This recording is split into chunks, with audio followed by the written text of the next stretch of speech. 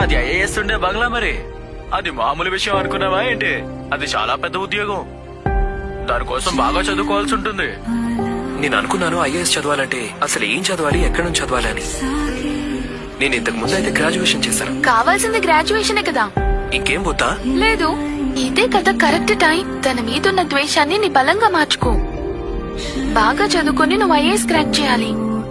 తనకి తన కుటుంబానికి నువ్వు చెప్పే సమాధానం ఇదే అవ్వాలి.